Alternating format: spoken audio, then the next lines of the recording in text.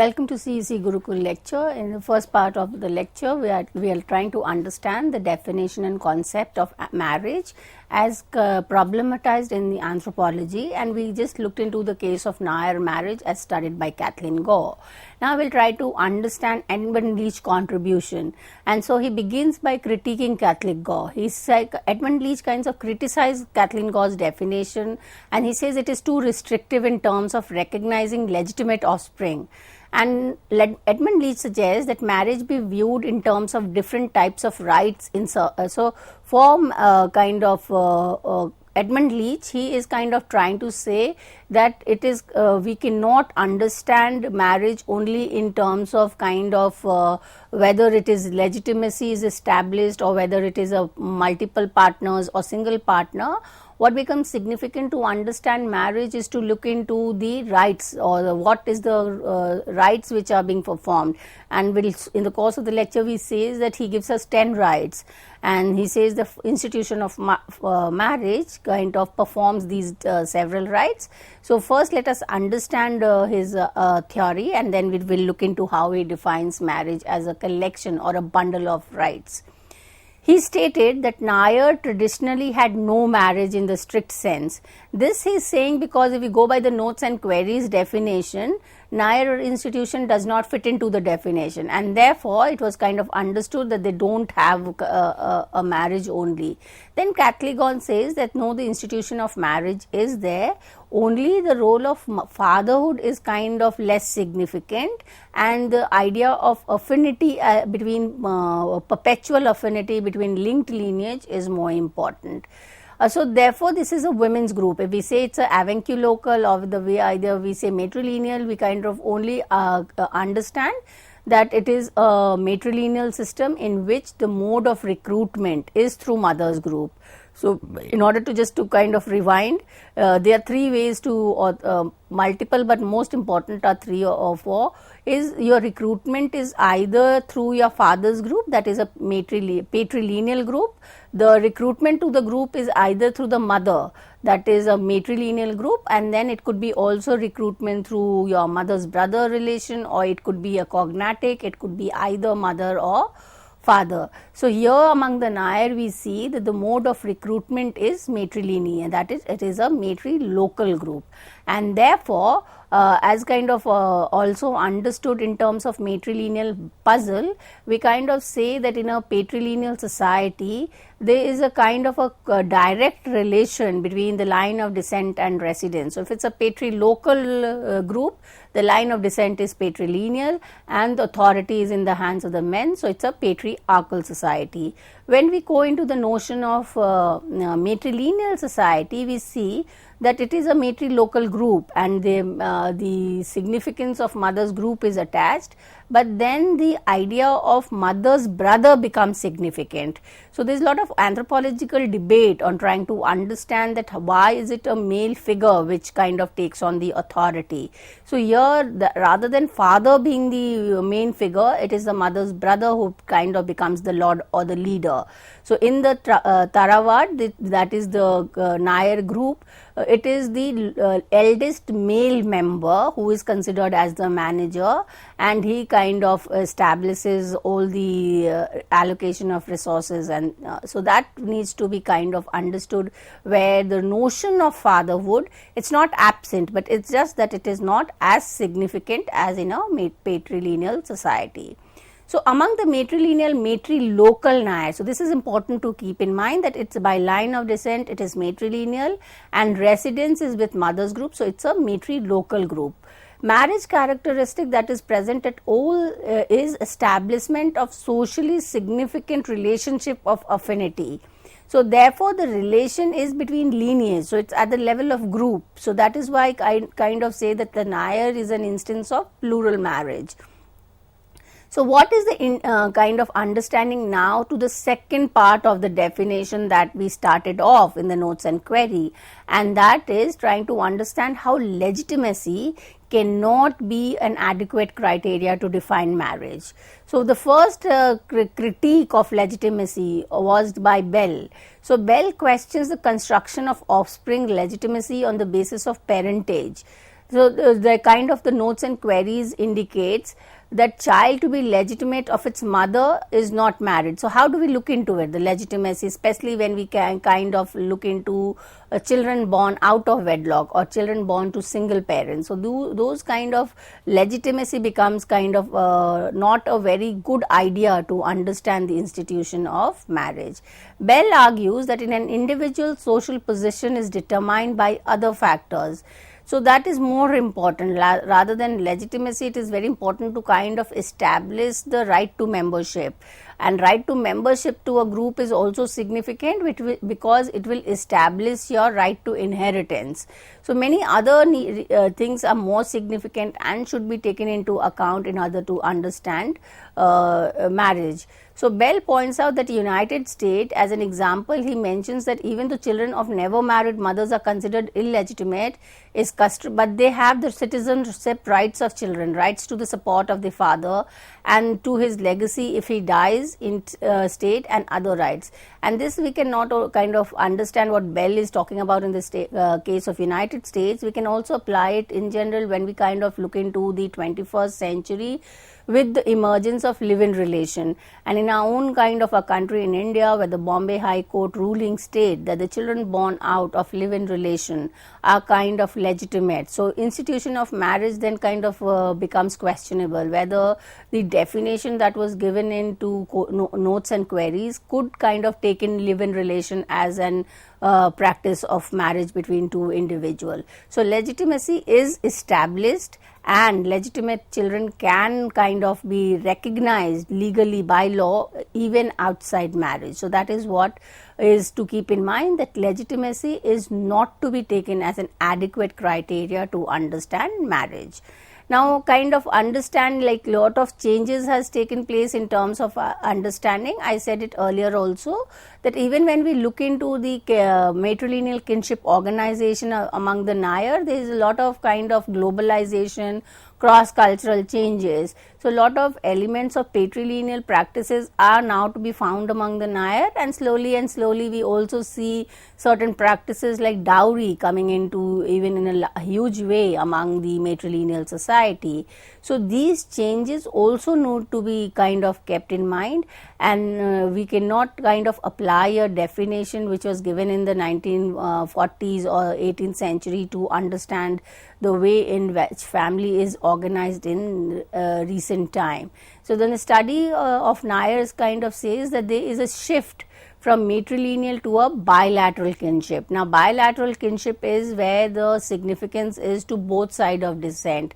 Both are kind of recognized as being significant in terms of allocation of resources, in terms of inheritance. This means that they have begun to emphasize the relationship on sides of both mother and father. So, if actually we kind of look into the modern contemporary family, it is kind of no longer given weightage to one side, and there is also a kind of a restriction to the private sphere, where the rights of inheritance is also restricted in terms of an individual wish or will. But if we look into the property law, we know that the laws have been reformed, and now both son and daughters have equal rights over the properties of their parents. So, therefore, these are some of the transformations which is taking place with industrialization, urbanization, and we need to expand. We are kind to have a more elaborate understanding of institution of marriage. Now, with this kind of critique of legitimacy, the most classical case is the study of Edmund Leach. And as I already told you earlier, Edmund Leach will kind of give us a analysis of polyandry as practiced among the Sinhalese, and he will kind of give his conclusion in the course of his study that when we look into the polyandry system of Sinhalese, we will try to understand that legitimacy is inadequate to understand the institution of marriage. So, he argued that that the phrase or the idea of legitimate offspring is quite complex, and it is kind of vague. It is not clear in terms of whose legitimacy is it saying and who decides the legitimacy. And he also says that also when we try to understand legitimacy, it is not always that it is a paternal legitimacy, or in other words, legal paternity is not the universal criteria, of understanding marriage institution, because what happens in matrilineal society, as in the case of Nair, the legitimacy is through the mothers group. So, that is important to keep in mind. He has stated in his study of the polyandry among the Sinhalese that it is associated with matrilineal society, which may not be so. It may be practiced in patrilineal society as well, as in the case of Kandya and Sinhalese, who have the practice of adelphic of fraternal polyandry. As I have already said in the earlier lectures in understanding types of family, that polyandrous families are family in which there are multiple male partners. So, there is a single woman married to a number of men, and if these men or all the husbands are brothers, then the term adelphic or fraternal is used in anthropology. So, here in the case of Sinhalese polyandry, it is an example of fraternal polyandry, because all these the husbands were brothers, and therefore in his exhaustive research he kind of understood that the reason why the brothers kind of enter into accepting one woman as their wife is to avoid property conflict, is to ensure that the property kind of remains with everyone and not gets diverted, or there is less amount of conflict in the society. So, monogamous form of marriage is then kind of contrasted with a polyandrous form, and it has been argued that polyandrous society could be less, the level of conflict would be less, and egalitarianism or equality would be higher. Leach illustrates that the example of polyandry does not fit the above definition, as it does not fulfill all the functions highlighted above. So, when he is kind of doing this, when he will kind of tell us that they are basically important functions which the institution of marriage should perform. When we look into polyandry, we see that it is not a monogamous family, and as I already said, that the wife said several men who are related as brothers or fathers and son. Offspring born out of a polyandrous union is considered as legitimate child of the group, though paternity rests with the eldest. Now, there are different forms in which the legitimacy is determined. There is a primogeniture in which there could be a kind of the youngest one gets the right, but there could be also a system where the eldest person gets the right to legitimacy. But all the offspring born out of the multiple partners would be considered as legitimate. So, therefore, the idea of one-to-one legitimacy is kind of problematic. Leach argued that this definition is limited and it actually implies a subtype of institution under marriage based on the rights fulfilled. So, therefore, he is saying that it is not only talking about marriage as an institution, only as a kind of a subform which will perform one or more function. He makes an attempt to explore the possibility of understanding marriage solely in terms of legitimacy, how correct or incorrect it is. He looks at the institution of marriage in terms of inheritance of property and residence pattern after marriage. And this, if we kind of go back to the classical anthropologists, we see that they took certain ideas as taken for granted. They were not kind of questioning, there was certain assumption. So, the assumption was that if it's a patrilineal group, the fathers and a patrilocal group, the male member would by default get the right to property. And also the residence, if it's a patrilineal form of society, then kind of all the women would have to kind of leave their place of residence and move to resides with the so this kind of comes in from Rattler Brown, from Levi-Strauss ideas of taking for granted that women were kind of considered to be subordinate, and therefore they could have to be change their residence at the time of marriage. So, we need to look into it, that do we need to have a kind of a mapping between the institution of marriage, property and residence pattern, and if kind there is a mismap or this kind does not fit into the mapping as has been done by classical anthropologists, what then? How do we then understand the institution of marriage? So, in a patrilineal, patrilocal society, the movable property is inherited by men. Even the non-movable property for that sense is inherited by men, because if you look into the property, Hindu Property Act, Mitakshara and the Abhaga, they were kind of telling us that the male members in a patrilocal family are co-partnering. That is, they had the right or right share in the joint family. So it was by default kind of assumed that if it's a patrilocal society, the right to property would be in the hand of men. Women in such society had no right, so the women were denied right to property. And many a time when we look into the kind of movable property and non-movable property, it was kind of the institution of dowry came in because of that, because women were supposed to bring in the movable property with them. And there was also the idea that since they do not have a right to property in their father's house, dowry was kind of assumed to be kind of a part of the share in property. But there's a lot of feminist critique which kind of questions or kind of argues how dowry is not kind of to be assumed as part of property. So, but that was the assumption. When we kind of go with an assumption, the certain kind of critical analysis becomes significant. In society where both men and women have saleable values, that is a bilateral society, the society in which both kind of had right in the property. In these society, then the kind of shift in marriage partner or residence could be kind of more, would be different than could be in a patrilineal patrilocal society. Example of bilateral society is South India, Ceylon, Southeast Asia. These systems are found in association with patrilineal, matrilineal and cognatic descent. So, the offspring or the children have right to property of both the father's group and the mother's group. That is a cognatic group. And therefore, the residence kind of formed could be either with the father's group or with it's not fixed kind of it. And when we kind of compare a patrilineal, a matrilineal and a cognatic or a bilateral group, it has been argued in anthropology that a cognatic or a bilateral group is more egalitarian than the other two. Now, when it is kind of telling us that it has a kind of certain rights, and that is entailed inheritance of the father's ancestral property from the father. This is what happens in a bilateral group.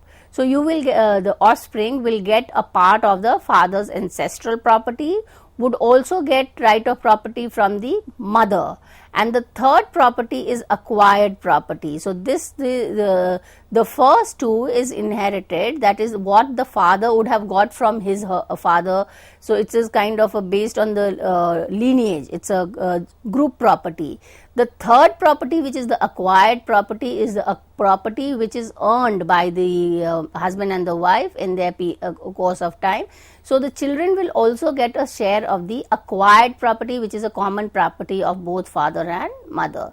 The children of marriage are kind of get all three categories of property, and these categories in the Sinhalese, the society that Edmund Leach is studying, he is saying that in these society the three types of property do not merge. So, ownership of property with both men and women might conflict, and that is why he is saying that the polyandrous marriage was kind of ideal practice, because women is also bringing property with her, and the father also has a property, and if kind of there was a monogamous relation, then there could be a conflict between the brothers, and in order to avoid such a conflict, it was kind of agreed that all the brothers would kind of have share their right to marital relation with one woman.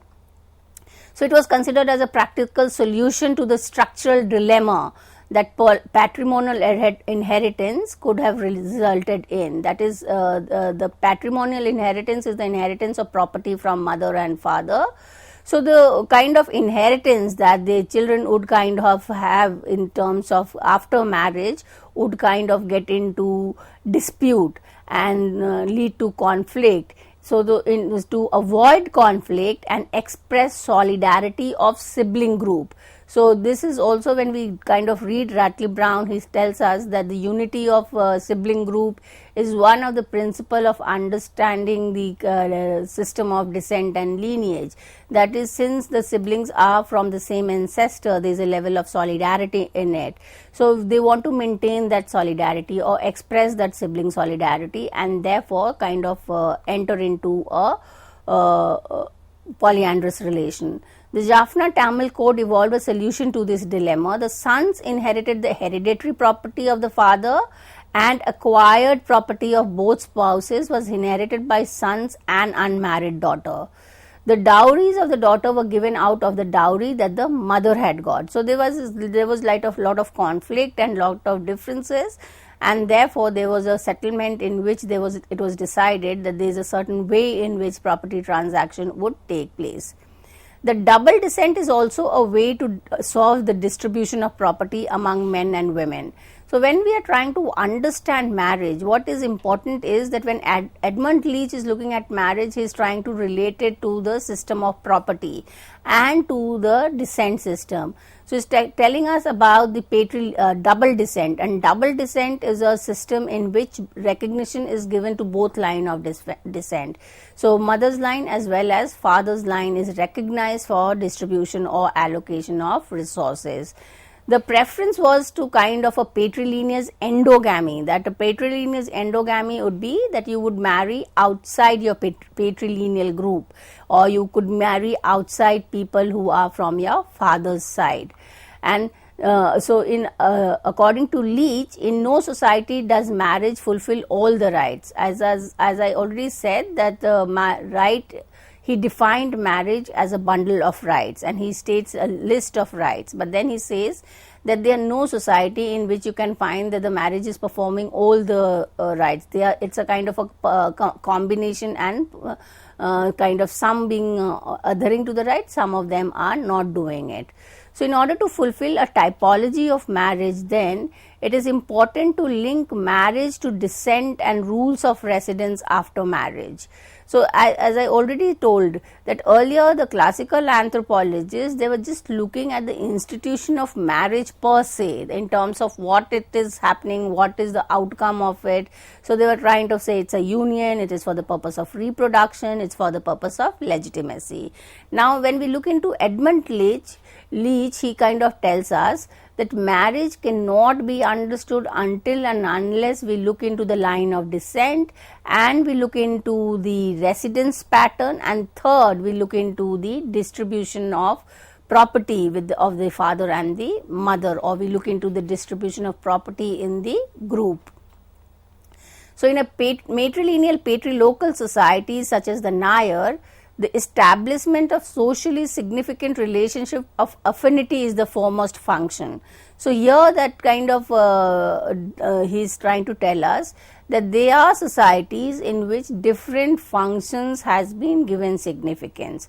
So whether we give significance to the legitimacy established by father, or we give significance to affinity, differs from society to society.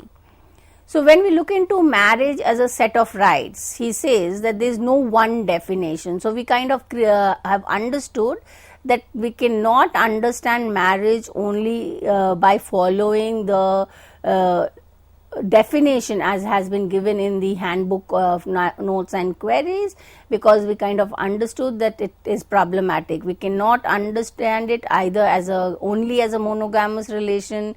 The second is also we cannot understand as an heterosexual relation, because how do we then conceptualize homosexual relation?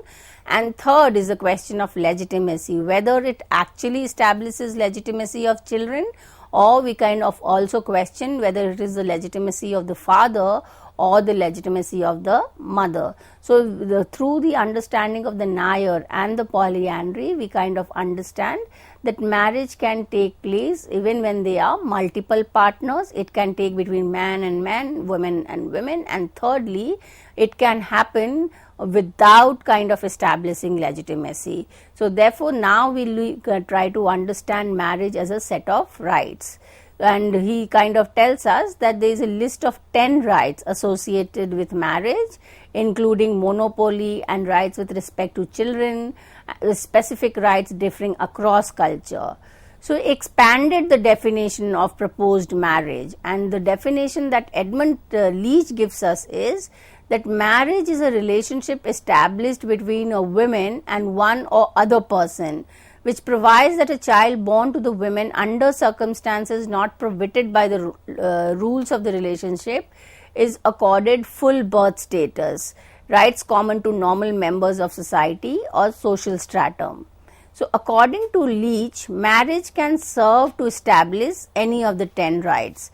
And here are the list of rights. I will just quickly go through these lists. The first is husband has partial or total control over property belonging to potentially to the wife. Number 2 is to give the wife partial or total control over property belonging to which was initially to the husband. Next is establish a joint fund of property for the benefit of the children. Fourth is to establish a socially significant relationship of affinity between the husband and his wife's brother, that is between two groups. And fifth is to establish a legal father of a woman. The next is legal mother of a man, to give monopoly to wife and to give monopoly to husband. And we also kind of try to understand when we look into the list of right, it is kind of taking into account all of it. It is taking into account monopoly, it is taking into account the property transmission, it's taking into account the legitimacy of children established. So, we kind of look into the way in which the definition of marriage has been expanded, and also when we kind of look into the contemporary society, we need to understand marriage in terms of economic changes which is happening place, in terms of the women's movement that has emerged, in terms of patriarchal understanding. So, what is very important is to keep in mind that in anthropological study, there is a very distinct or a unique way of conceptualizing and comprehending the institution of marriage. So, with this, I come to an end of today's lecture. Thank you.